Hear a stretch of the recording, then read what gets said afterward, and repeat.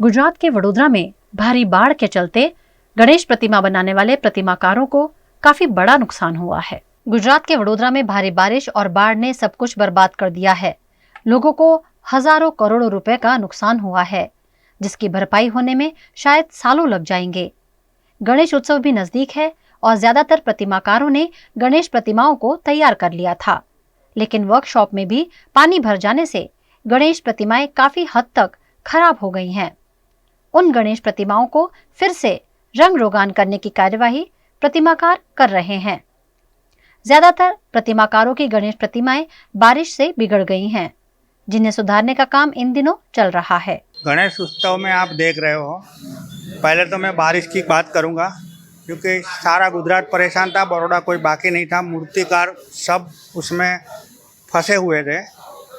हमारा भी शेड उड़ गया था। ये आप देख रहे हो, वर्कशॉप में पानी था, ये पूरा रास्ता बंद था। सभी मूर्तियाँ शेड उड़ने के बाद भीगी हो गई थी। काफ़ी नुकसान हुआ, लेकिन विघ्नहर्ता है। विघ्नहर्ता वो खुद ही रास्ता निकालता है, वही हमको बुद्धि देता है, वही हमको शक्ति देता है। तो हम यहाँ तक पहुँच सके। और आज ये लास्ट ईयर जैसा था, धार्मिक माहौल ज़्यादा है, क्योंकि भगवान रामचंद्र जी और हनुमान जी, उसके पर ज़्यादा प्लॉट है। शंकर भगवान के भी है, लेकिन जो अयोध्या में आप देख रहे हो, प्रताप गढ़ की पौड़ में अयोध्या में जो मूर्ति है, उसी प्रकार की सेम मूर्ति यहाँ बनाई गई है। कोशिश की है, क्योंकि जिसने बनाई है उसकी तो बात ही मत पूछो, लेकिन हमने वो शॉर्ट टाइम में कोशिश की है कि ऐसी मूर्ति बने गणेश जी के स्वरूप में। उसके बाद आप हनुमान जी की भाई देखोगे तो मूविंग डेकोरेशन के साथ हनुमान जी है, और अप डाउन होता रहेगा बैकग्राउंड पीछे से। और हनुमान जी बैठे हुए, उसके साथ दो अपने बंदर वगैरह देखा नहीं, उसके साथ है। पूरा प्लॉट होगा तब उसको बराबर रख के आप देख पाओगे, लेकिन अभी अलग अलग पीस पड़े हुए हैं। इस तरह से जो मूर्तियाँ बनती है, वो मैं फिर से दोहराऊंगा कि धार्मिक है, और विघ्नहर्ता ने सारे विघ्न हर लिए।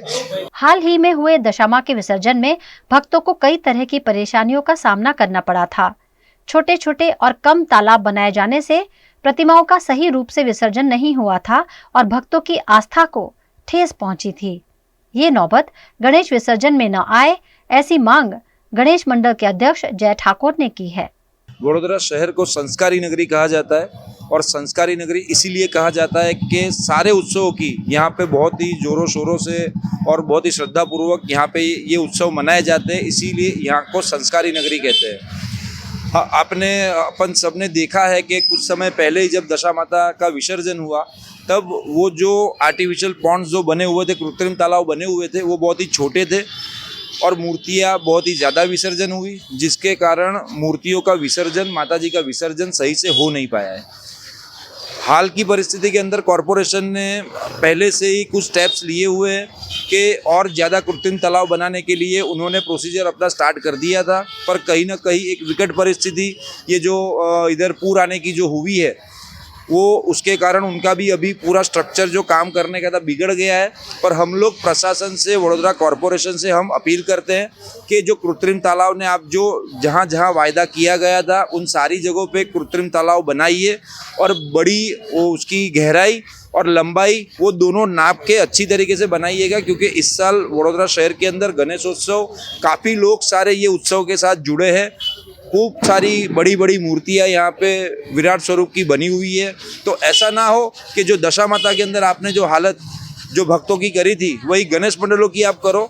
ये हम वडोदरा गणेशोत्सव सेवा ट्रस्ट तरफ से आपको विनंती करते हैं कि जो भी ध्यान रखे वो सही तरीके से एक कैलकुलेशन करके पूरे वडोदरा शहर का, कि कितनी मूर्तियाँ बड़ी है, छोटी है, घर वाले की जो घर के अंदर स्थापना करते हैं वो मूर्तियाँ कितनी है, वो हिसाब से पॉन्ड्स जो आर्टिफिशियल कृत्रिम तालाब है वो तैयार करें।